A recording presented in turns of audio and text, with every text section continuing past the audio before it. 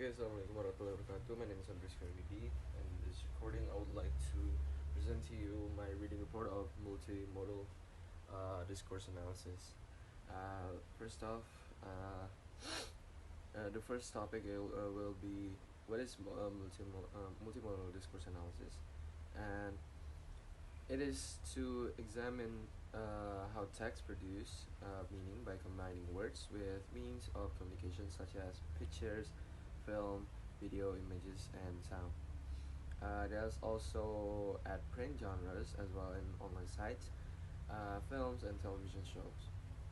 It explores how multimodal texts are constructed, as well as how semiotic strategies such as color framing, emphasis, and element location contributes to the creation of meaning in these texts. The visual people saw on television, as well as verbal description of the events, influence how individuals reacts to the event of, example, September 11 in 2001. This use of multimodal discourse brought individuals closer to the events and engaged them in them. Manhattan Street pictures aided in creating a sense of proximity and connection with the proceeding. They shortened distance and brought visual and sensation into people's home that they would not have had otherwise. This changed the viewer perspective from spectator to witness to the occurrence. The inclusion of video footage to accompany the account put the witness right there in the scene of the suffering as it happened. They are there, yet they cannot do anything. The second topic is multimodality and genres. Uh, Linguist expert Van Leeuwen discusses how genres provide resources or templates for doing things. The genres of service encounters, for example, its accompanying stages provide a convenient way of getting things done in a particular culture. Part of this can be done through language, as well as through actions such as handling goods and credit card to a salesperson. In the case of other genres, such as taking money from an automatic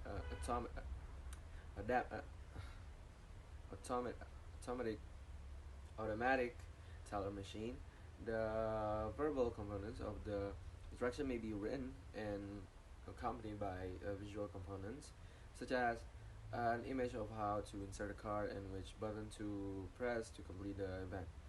In some cases, both of these may be combined where customers are able to complete a purchase themselves by using a machine without interacting with a salesperson at all.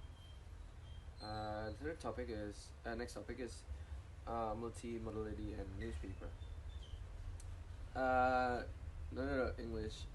Another expert on linguist, Capo and Knox, discusses newspaper genres from a multimodal perspective and how new technologies are leading to the evolution of the genres.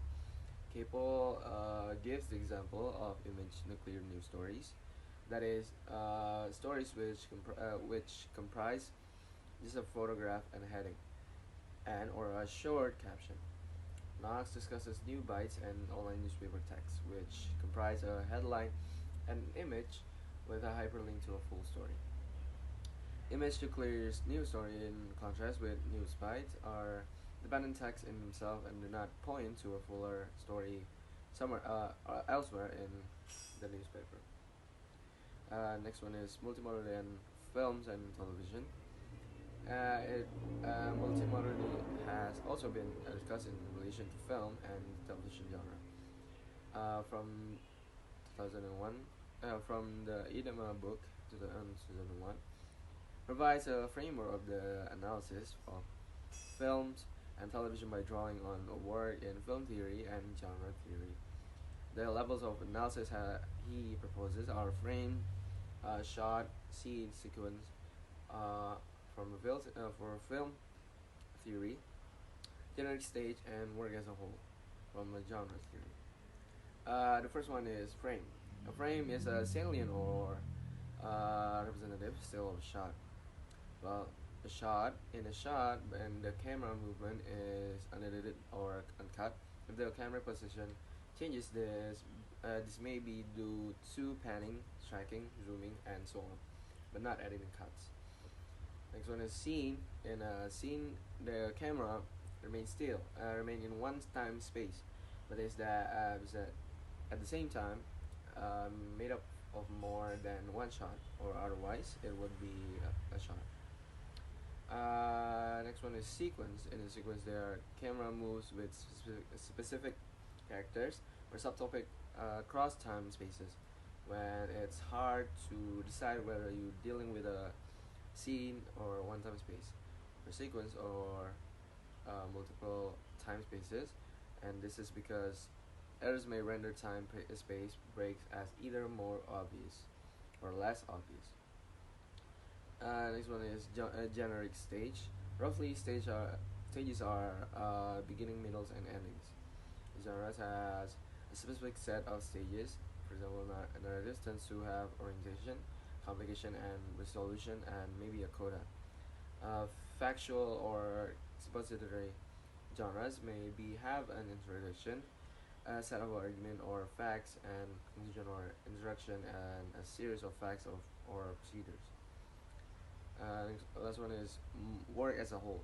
Depending on lower level, the work will be more or less classifiable as a particular genre. That is, the primary section is between narrative, fictional, dramatic genres, and factual, expository, thematic, issue-oriented genres. Genres are a predictable relation between social, culture, industrial, economic, and symbolic mythic orders.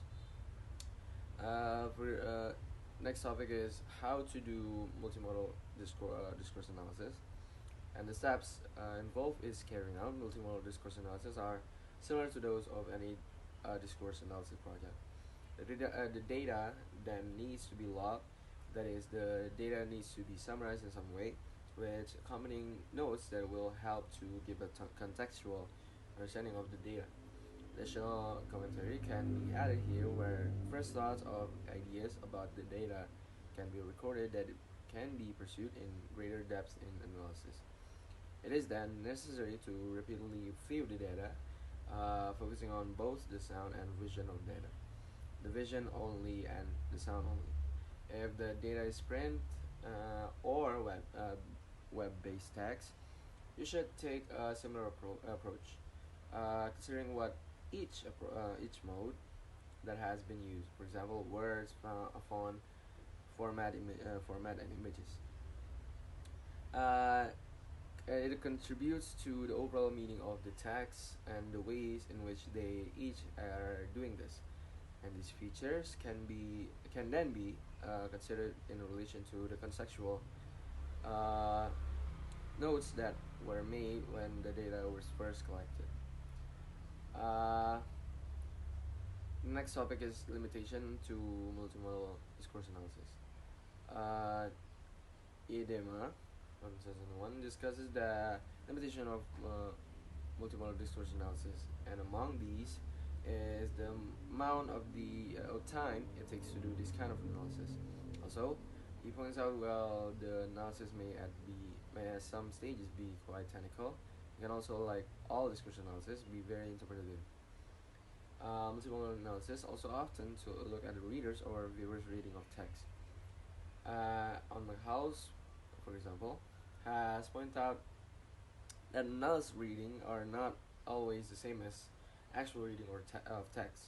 Multimodal texts further are often examined on the basis of the final product alone, and are not considered in relation to the people who were involved in its creation. That's all for my reading report of multimodal discourse analysis. Thank you for your attention. Assalamualaikum warahmatullahi wabarakatuh. Have a good day.